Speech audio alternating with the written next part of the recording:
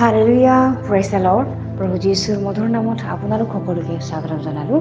আশা কৰোঁ আপোনালোক সকলোৱে ভালে আছে। প্ৰভু বিশ্বাসীসকল, ঈশ্বৰে আমাক সুন্দৰ দিন, সুন্দৰ বতৰবিলাক দি আছে, তাৰ কাৰণে ঈশ্বৰৰ ধন্যবাদ দিওঁ। আহক আজি দিনটোৰ আৰম্ভণিতে আমি ঈশ্বৰৰ বাক্য চাওঁ। আজিৰ বাক্য আমি লৈছোঁ গীতমালা 37 অধ্যায়ৰ 4 পদ। ইয়াত সুন্দৰ ঈশ্বৰৰ বাক্যই আমাৰ কাৰণে কৈছে, জিহুৱাত হৰ্ষ কৰা, তাতে তেওঁ তোমাৰ মনৰ বাঞ্ছা পূৰ কৰিব। Hallelujah, praise the lord. ঈশ্বৰৰ এই সুন্দৰ বাক্যৰ কাৰণে ঈশ্বৰৰ ধন্যবাদ দিওঁ। প্ৰিয় বিশ্বাসীসকল, আজিৰ বাক্যটোত যিটো দাউদে যিটো লিখিছে, ইয়াত তেওঁ এনেকৈ গীত ৰচিত কৰিছে।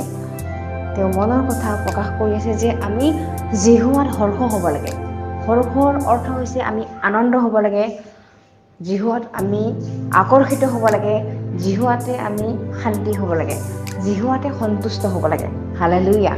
আৰু আমি যদি জিহুৱাত সন্তুষ্ট হওঁ, আমাৰ জীৱিত ঈশ্বৰ সৃষ্টিকৰ্তা ঈশ্বৰ জিহুৱাত যদি আমি আনন্দ হওঁ, শান্তি হওঁ, তেনেহ'লে তেওঁ আমাৰ মনৰ বাঞ্ছাবিলাক পূৰ কৰিব। Hallelujah, praise the lord. কিয়নো তেওঁ আমাৰ পিতৃ হয়, তেওঁ আমাৰ ৰজা হয়, তেওঁ আমাৰ ঈশ্বৰ হয়। আমি তেওঁৰ বাদে আমি কাকো পিতৃ ক'ব নোৱাৰোঁ, তেওঁৰ বাদে আমি কাকো ৰজা বুলি ক'ব নোৱাৰোঁ, কাৰণ তেওঁৱে একমাত্ৰ যোগ্য ঈশ্বৰ হয়। হালেলুয়া। তেওঁ আমাক উদ্ধাৰ কৰিলে, নিজৰ পুত্ৰক ক্ৰুচত বলি দি পেলাই তেওঁ গোটেই মানৱ জাতিক উদ্ধাৰ কৰিবৰ কাৰণে তেওঁৰ প্ৰিয় পুত্ৰক তেওঁ ক্ৰুচত দিলে, আমাক উদ্ধাৰ কৰিব। হালেলুয়া। সেইকাৰণে তেওঁৰ পিনে কোনো জ্ঞানী ঈশ্বৰ নাই, আৰু তেওঁ যোনে লাগি থাকে তেওঁ জ্ঞানী হয়। তেওঁৰ বাক্যত যোনে লাগি থাকে তেওঁক গৌৰৱৰ পাত্ৰ কৰে, প্ৰশংসাৰ পাত্ৰ কৰে। Hallelujah, praise the lord.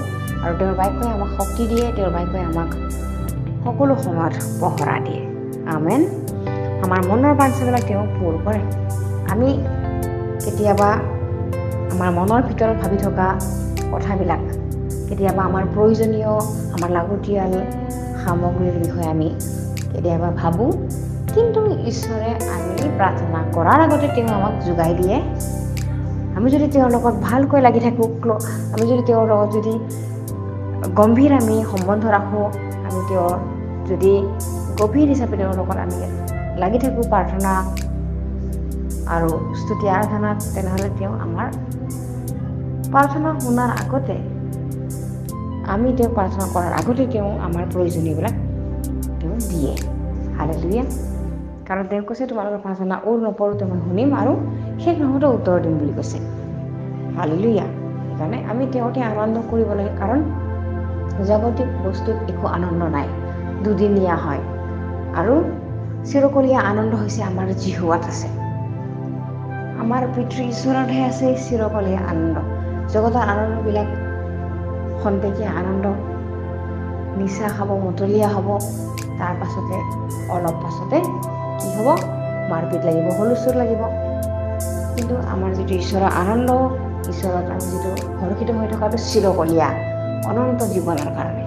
আমি জীয়াই থাকোঁতেও তেওঁৰ আনন্দ কৰিবলৈ পাম, আৰু মৰাৰ পাছতো আমি সেই অনন্ত স্বৰ্গত আমি আমাৰ ঈশ্বৰ পিতৃ ঈশ্বৰৰ সন্মুখত আমি থাকিবলৈ পাম আনন্দত। Hallelujah, praise the lord. ঈশ্বৰৰ এই সুন্দৰ বাক্যৰ কাৰণে ঈশ্বৰ ধন্যবাদ দিওঁ। আহক আমি একেলগে প্ৰাৰ্থনা কৰোঁ।